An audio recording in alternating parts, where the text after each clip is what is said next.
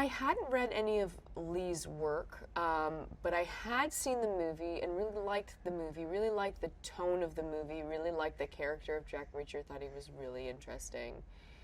And obviously when I got, or was sort of in talks for this part, I started reading the novel and was surprised to realize that this book is like book 18, I think, of the series. I was thinking it was going to be sequential. I thought it was going to be the one that they previously shot, and then this was like picking up where they left off. And it's not at all. But yeah, so this is, there was a moment where I debated reading all 18 books. And then I remembered I had 2 children. I wanted to see them sometimes. So I just read our book, Never Go Back, and really loved the characters. I mean, Lee is a phenomenal writer.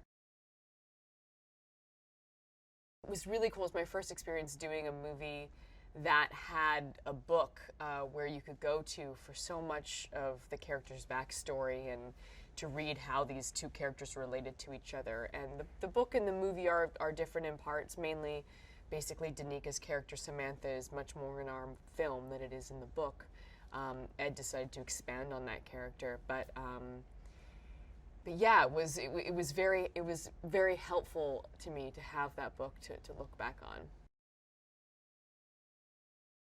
What Ed, I feel, brings to the movie, other than his extremely good looks, are you know, he brings the character. He makes sure that there are these moments in this film where everyone's allowed to breathe and these characters are allowed to reconnect. You know, we run a lot in this film. I run a lot in this film. And so it's really nice to then, you know, have these huge sequences where we're running or we're fighting or we're, you know, evading whoever, and then we find ourselves all in one room and we're all looking at each other, and what do we say? We don't really know each other. And it's finding those relationships and allowing those moments to happen in this film, which I feel doesn't happen very often in action movies. I feel, you know, it's very cool to see people beat each other up, but I think in this film it will be interesting to see these characters interact with each other under these circumstances.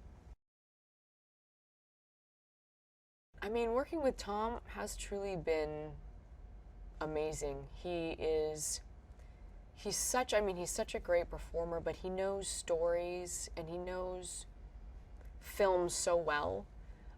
He is literally like a walking film encyclopedia, and he knows so much about making films and what the audience is going to be looking for. And also, this is his second time playing this character, so he knows Reacher so well that it's been just incredibly helpful, and it's also been a lot of fun. From the beginning, I mean, when I showed up here, I went on the scouts for all the locations, which is something as an actor I've never done. I've never gotten to go out and see where the jail is going to be, see where we're going to be shooting this big chase sequence in this huge park here. Like, I've gotten to go to these locations and we talk about it and we get to change the scenes in pre-production, as opposed to showing up and doing a rehearsal and then going, yeah, this doesn't work, yeah, this doesn't work, we need to move over here. You know, we get to do it. I was invited to do that during pre-production, which you're just never allowed to do, but I think because Tom is an actor and he knows sort of how we function and how we think and how it could benefit us, he invited me to come along. I think that there is going to be really great action. There is going to be a real fun intensity to the film. There is also going to be a lot of humor to it, we hope. And I think that people will find it very moving. I think that I think it's going to be relatable to a lot of people, to a lot of parents, to a lot of, you know, people who found themselves in that family dynamic. I mean, like I said, it's a dysfunctional family. It's these 3 strangers who now find themselves in this family unit that they are not comfortable with. And so it's very interesting to see that play out.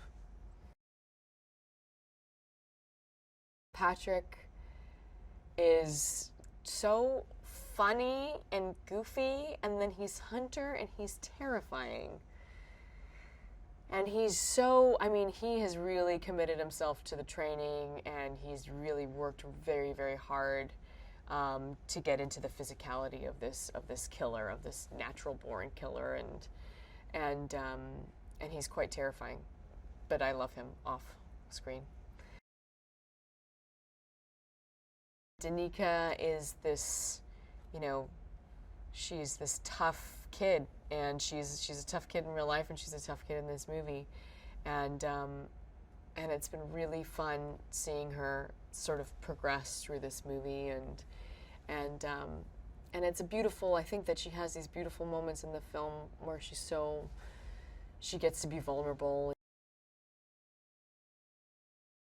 Wade Eastwood is leading the charge on our stunt team, and the way that he trains people, he trains me, is very smart. I mean, I showed up, and like I'd said, I'd broken my leg about 6 weeks previous to starting any of these trainings, so I was basically in the weakest state I could have been in my adult life, and so I, you know, they took me through basically all the way from the beginning, the basics. They trained me like they would a fighter, a boxer. There was a lot of repetition. There was a lot of just getting specific on moves, how to hold yourself, how to connect your body with your hits, and then slowly adding more and more and more and more. But I think that the thing that they did, to me especially, was always having a level of intensity, to have an intent with what you're doing, not just doing the moves because this is how you do it. It was thinking about your character throughout the training, thinking about sort of just where your character would be emotionally, mentally, while you were training. And that was really helpful, and it was surprising, actually, what a difference that made. To connect like a physical movement to an intention really, really helped.